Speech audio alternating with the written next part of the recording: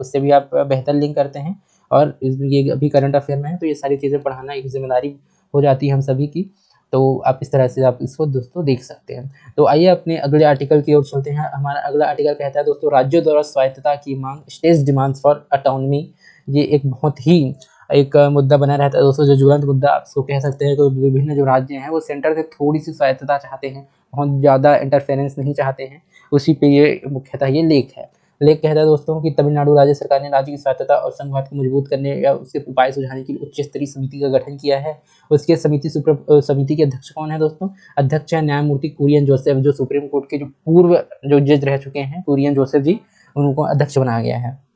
उनको कार्य क्या सौंपे गए हैं? कार्य सौंपे गए हैं केंद्र राज्यों से संबंधों में संवैधानिक, वैधानिक और नीतिगत पहलुओं की समीक्षा करना, राज्य सूची से समर्थित सूची में स्थानांतरित किए जाने वाले विषय की सूची बनाना, प्रशासनिक चुनौतियों से निपटने में राज्यों की मदद करने के लिए उपायों की सिफारिश करना, राष्ट्रीय एकता को प्रभावित किए बिना राज्यों को अधिक स्वायत्तता देना। स्वायत्तता देना, देखिए दोस्तों, स्वायत्तता दिया जाए, लेकिन जो हमारे राष्ट्रीय एकता है, देखिए दोस्तों, जो राष्ट्रीय एकता है उसके साथ समझौता नहीं किया जाएगा। स्वायत्तता दिया जाए, लेकिन राष्ट्रीय एकता से बिना समझौता किए हमको स्वायत्तता कैसी दी जा सकती है, वो सारे कार्य उसको सौंपे गए हैं, जो कुरियन जोसेफ जो समिति के अध्यक्षता करना है। राज्य मंडार समिति और संबंधित विषयों पर अलग अलग रिपोर्ट्स की सिफारिश पर फिर से विचार करना।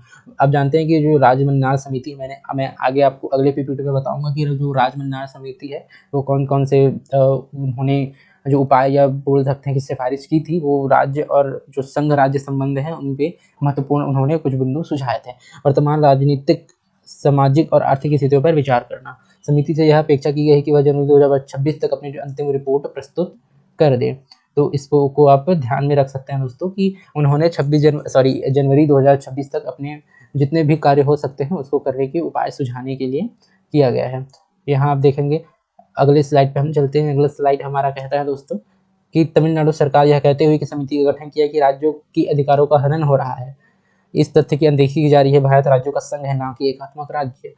तमिलनाडु जो सरकार है दोस्तों, उनका एक बहुत महत्वपूर्ण आर्गुमेंट कह सकते हैं कि हमारा जो संघीय ढांचा है दोस्तों, वो एकात्मक नहीं है, वो एक राज्यों का संघ है। हम संघवाद पे विश्वास करते हैं, हमारा देश संघीय है दोस्तों, ऐसा उन्होंने आर्गुमेंट दिया है। भारतीय संविधान में संघीय व्यवस्था की अगर बात की जाए तो कहा गया है कि भारत राज्यों का एक संघ है, राज्यों को संघ से अलग होने का अधिकार नहीं है। राज्यों को, जैसे वहाँ आप देखते हैं यूएस के जैसे हम नहीं है दोस्तों। संघ एवं राज्य के बीच समान संस्थाएं और साधन हैं, जैसे एकल संविधान, एकल नागरिकता, समान अखिल भारतीय सेवाएं, भारतीय निर्वाचन आयोग और एकीकृत न्यायपालिका। विधायी शक्तियों